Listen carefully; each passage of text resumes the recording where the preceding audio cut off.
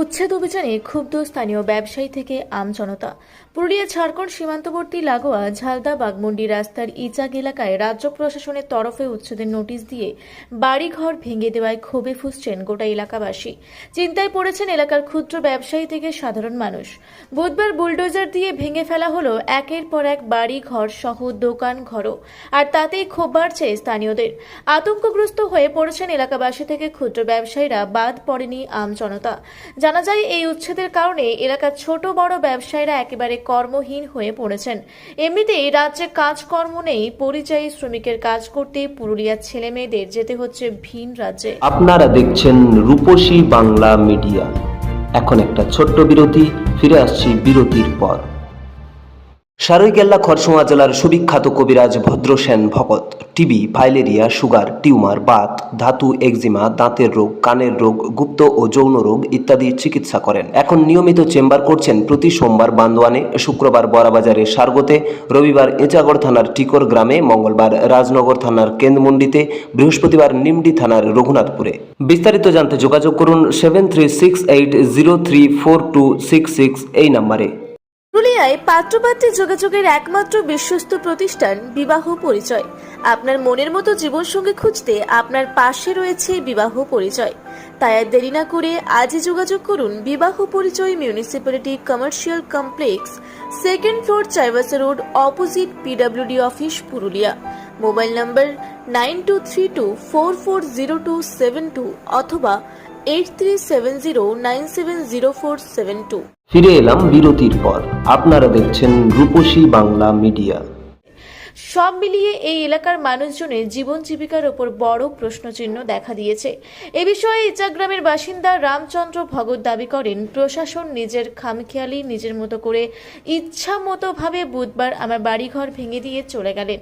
এই সময় আমার দোকান ঘরে মজুদ ছিল 30টি বস্তা লাক্ষা চাল, 15 বস্তা সাবান, 40 বস্তা ধান, 30 বস্তা সহ দরজা ও গ্রিল সব মিলিয়ে এদিন প্রায় আমার কম করে 12 লক্ষ টাকার উপরে ক্ষয়ক্ষতি হলো। তার আরও দাবি, গত সোমবার রাজ্য প্রশাসনের আমিনের সঙ্গে আমাদের আমিনের ম্যাপ যোগের কোনো মিল নেই। রাজ্য প্রশাসনের আমিন একের পর এক ভুলভাল কাজ করেছেন। খোসরত গুনতে হলো আমাদের মতো সাধারণ মানুষজনের। আর ঘটনার পর থেকেই প্রশ্ন উঠতে শুরু হয়েছে ঝালদা ভূমি ও ভূমি রাজস্ব দপ্তরের কাজকর্ম নিয়ে। সূত্রের খবর, ঝাড়খণ্ড সীমান্তবর্তী এই ঝালদা বাগমুন্ডি রাস্তা চওড়া করতে গিয়ে অনেকের বাড়ি না ভেঙেও তার পরের বাড়ি ভাঙা হয়েছে। আমার অভিযোগ এই আছে, আমাকে বারবার এসে ধমকি দিচ্ছে।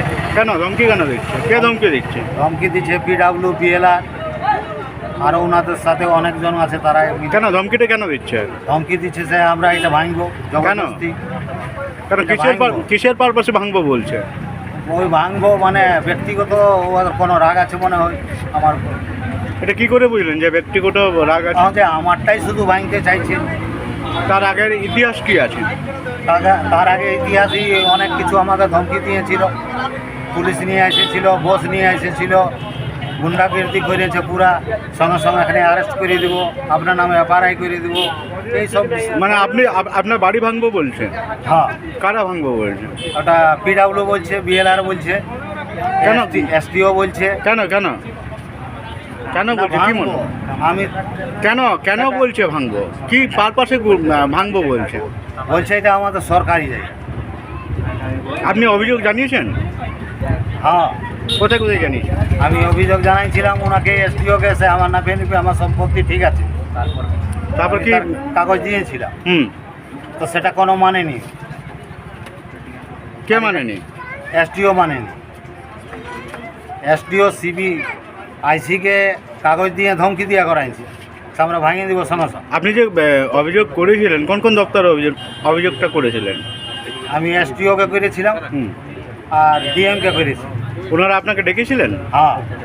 কী কথা হয়েছিল তাদের সঙ্গে?